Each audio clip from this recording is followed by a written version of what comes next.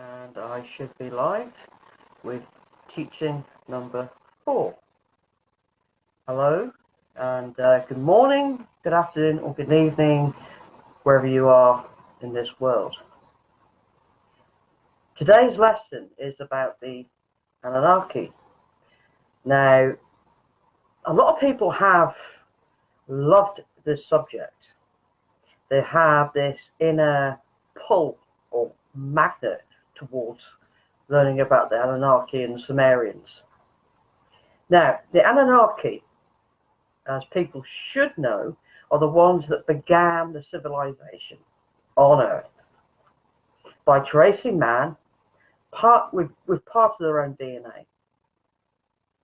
Now, yes, man was initially created to serve as gold mining slaves.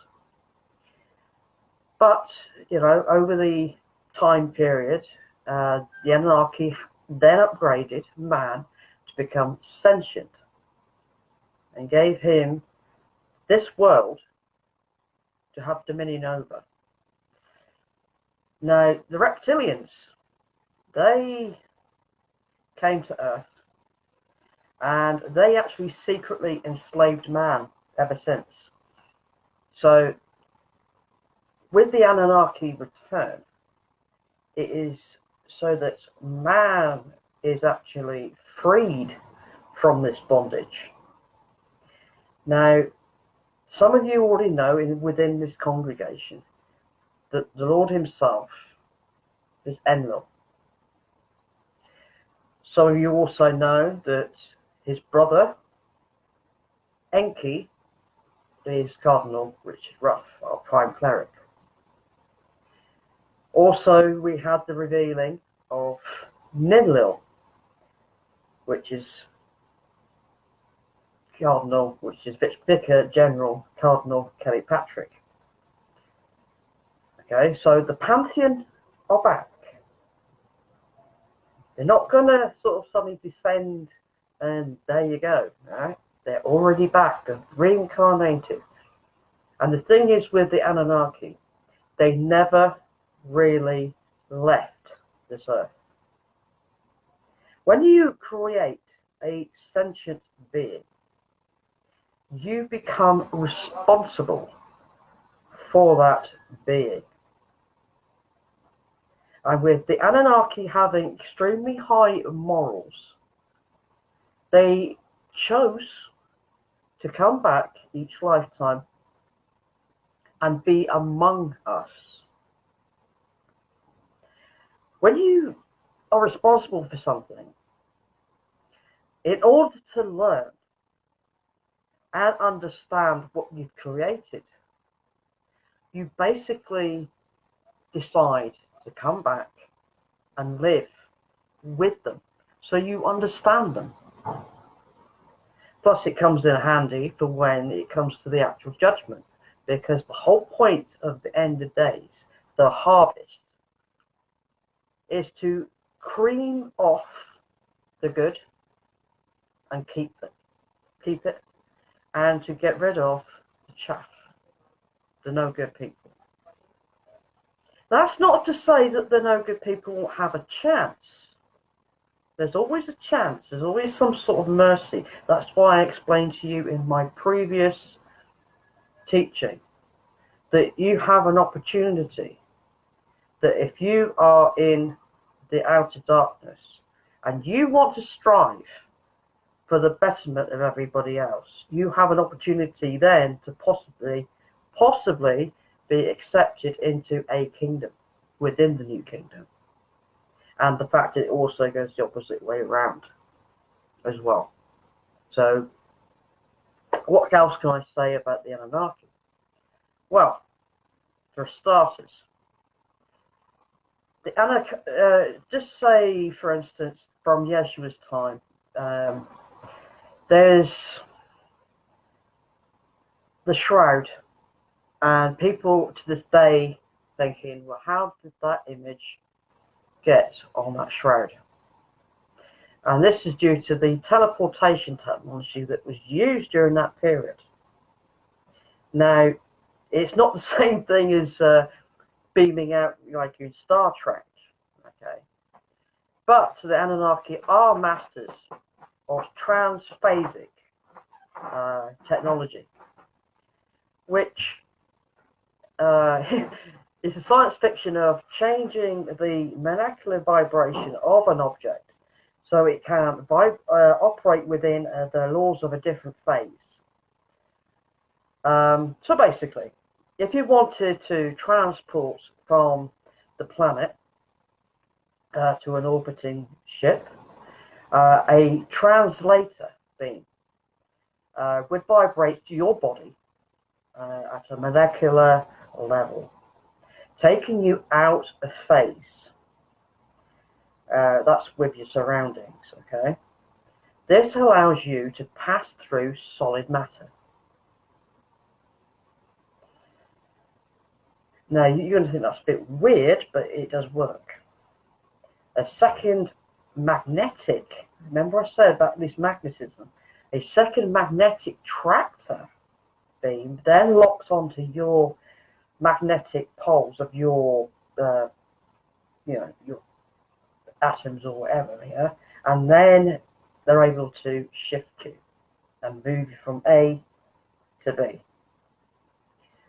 Now, there's another thing that goes off with the fact of the UFOs that have been seen, and that's basically the Anunnaki fleet.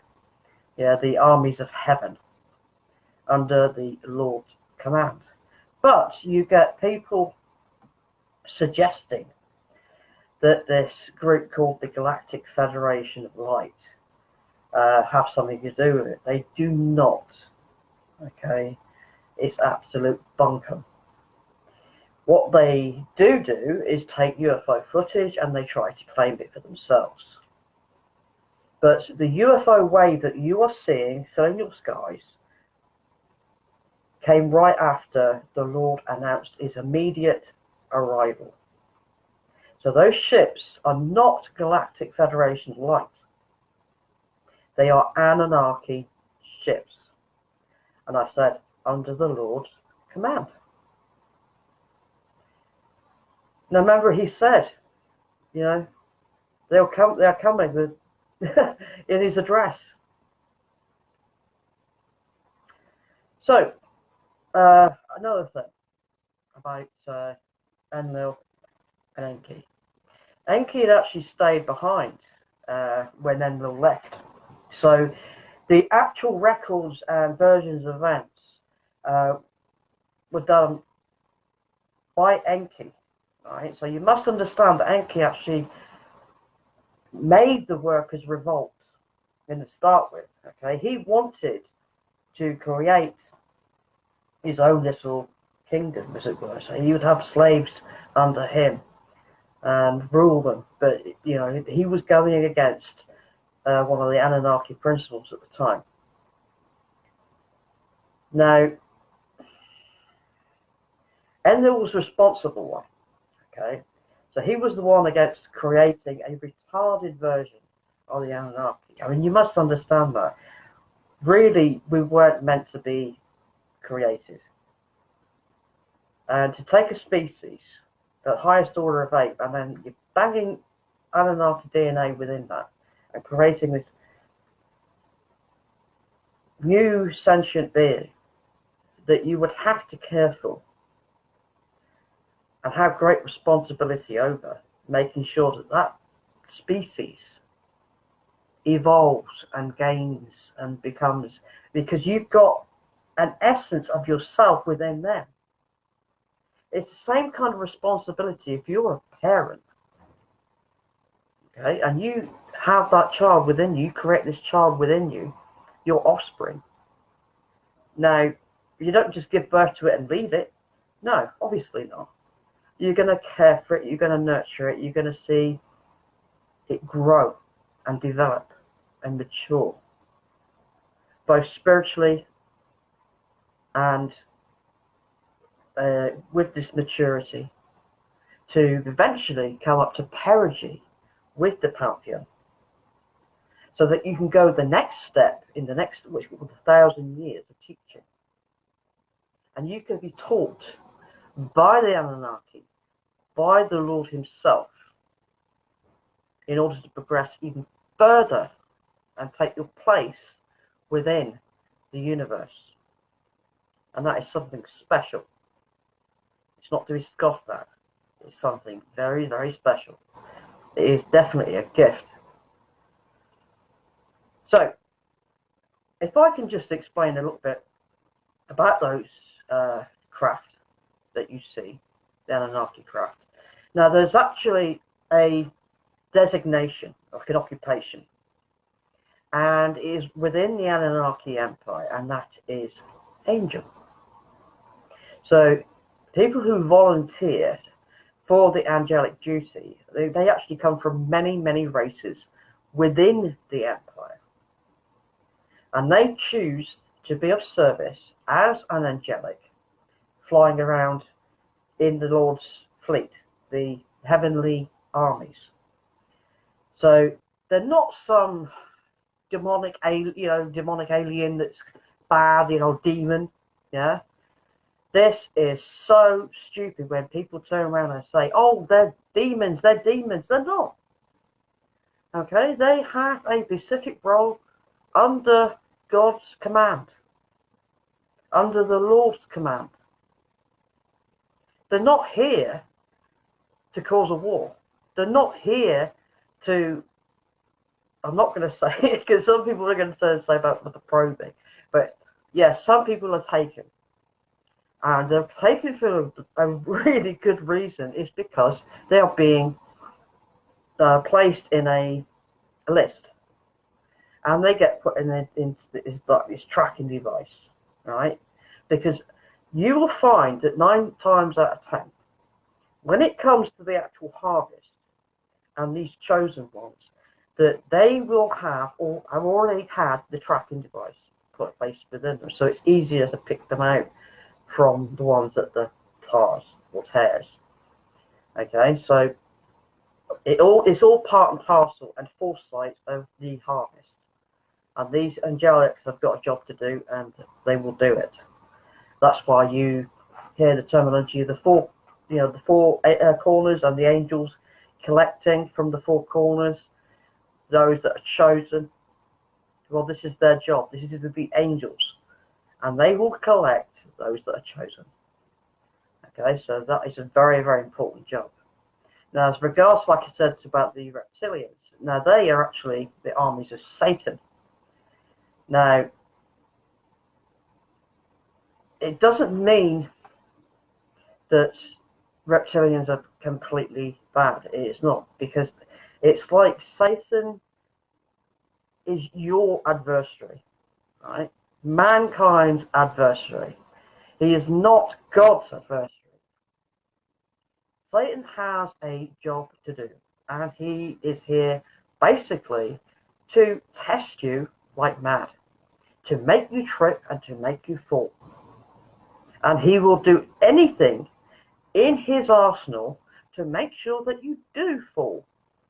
And therefore he has his legions on this world that will literally test you, that will do everything they can to trip you up. It's their job. So they have specific roles. Okay? Now the Nephilim, they were giants. They were considered crossbreeds, actually, between the Anunnaki men and Earth women. That's where you see in Genesis 6, 1-4, and I'll read it out to you. When man began to multiply on the face of the land, and daughters were born to them, the sons of God saw that the daughters of man were attractive, and they took them as wives. Any they chose. Excuse me, I haven't got my glasses on. Any they chose when the Lord said, "My spirit shall not abide in man forever, for he is flesh. His days shall be 120 years. The Nephilim were on the earth in those days, and also afterwards, where the sons of God came into the daughters of man, and they bore children to them. These were the mighty men who were of gold, and men of renown. Now, like I said to you before about the shroud. Now, if I just get to it a second, so I want to make sure that, yeah.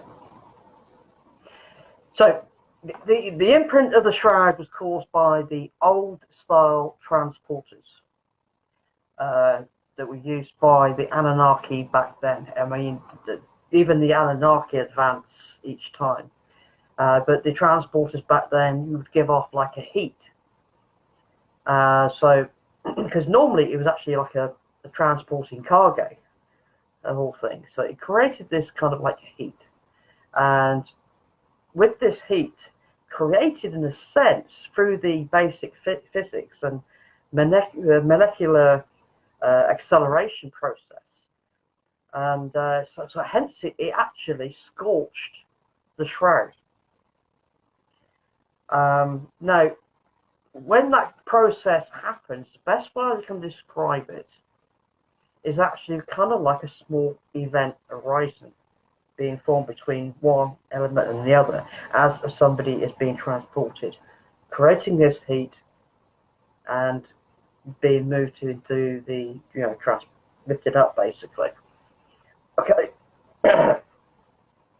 So at the end of the day, the acceleration process does release light. Okay, extreme light. And there is no published information on cool beam method that the Anunnaki use. So at the moment, until you actually see it physically soon, and so you won't understand it. But once you actually go through the process, then you'll think, oh right, okay, I understand it now. You'll get a better idea of it anyway. Now, it is a matter of degrees, but there is a level of acceptable to the rest of the neighborhood. Man has been quarantined here. Okay? He has been quarantined here. Now, until you reach that real level, and we're getting close to it, once you reach the real level, then the shield cannot come down. You can't be allowed to go out there. Not fully. Because you would pose a danger to the other regions of space and other species. Because, let's face it, some of you have this attitude of violence. So you have this immaturity. Now, you can see a great number of this mindset in some of the films that were created, like in the 50s and 60s, and when you have aliens coming down. And the first thing, particularly like Gort, they stood still, that one. And the first thing they do when he raises the thing to say peace and hello, they shoot him. And there's, it's like, welcome to this planet. Now we're going to put you in the lab, cut you up and see how you tick. So, this mindset needs to be got rid of. That's why you've been learning to get on with other cultures. Okay? So, to get rid of this prejudice about you. So you need to be able to accept your brother and sister and differences within them. So it's learning that maturity, and it's inward. It's within us. Okay, you just need to tap into that and understand why you're here. This is a school. Earth is a school. It is also being used by other seeder races so that they can put their seed here on this earth so that they can mature. So when this harvest happens, those people that belong to that seed line of that planet get collected.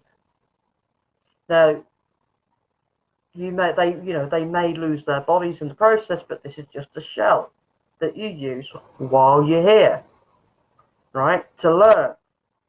And we move from body to body to body. Each life, each life, each life. Because when you actually are finished with this type of body, and you go through the tunnel of light that's been prepared for you from Enlil, as Yeshua, because he opened up the conduit between this world and the spiritual world, the spiritual planet. You know, you have to know that this is nothing. You won't even look back at it, right? It's done its job. It's completed what it needed to complete while you are living this life. Okay? That is why with different species that are within the Anunnaki, they are able to, in a sense, change from one type of body to another type of body. So they're shifting from their soul and their spirit in and across. So they don't think much of it. They swap and change. You know, it's just the way. And eventually you'll understand more if you're lucky enough to be in the new kingdom and see this for yourselves. Okay, so the best thing to do is to learn, and to learn fast, because these are going to be exciting times, because the Anunnaki will be among you, very much so. Now, as regards to the Pleiadians themselves are actually cousins to the Anunnaki. So you'll find that a lot of the Nordic lines come from the actual Pleiadians. Now, they are both capable of like good and evil, but most species are. But they possess an enlightened moral core that drives them to do good. Now, the Lord himself, like I said to you before, is Enlil. So therefore he is half Anunnaki and half human at this time. Okay. So his human body we watched, but that was during the holy descent of the spirit over Jerusalem. And that was the Anunnaki spirit that flashed from east to west and joined with the body where the two eagles meet. And the two eagles, America has the eagle, bald eagle, and of course you've got the Mexican eagle.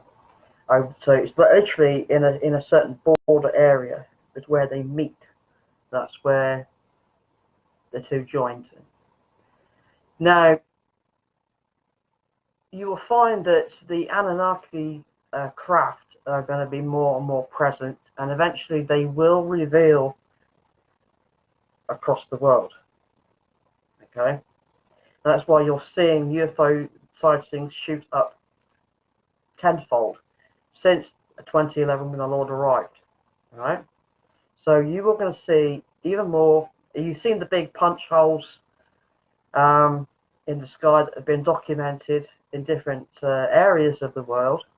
And these are the massive, big mother-type craft that punch upwards, and they leave this hole in the cloud through their exhaust system. But they will do a revealing very soon when the command is given. So when it does happen, do not fear. Okay? They're here to do a job. And if you're one of the chosen, you will be collected. Now, I will say more about the Anunnaki in the next live video, but this weekend I take the time off from doing this, but I will definitely be doing from Monday onwards new live teachings. But like I said, I will continue the theme on the Anunnaki.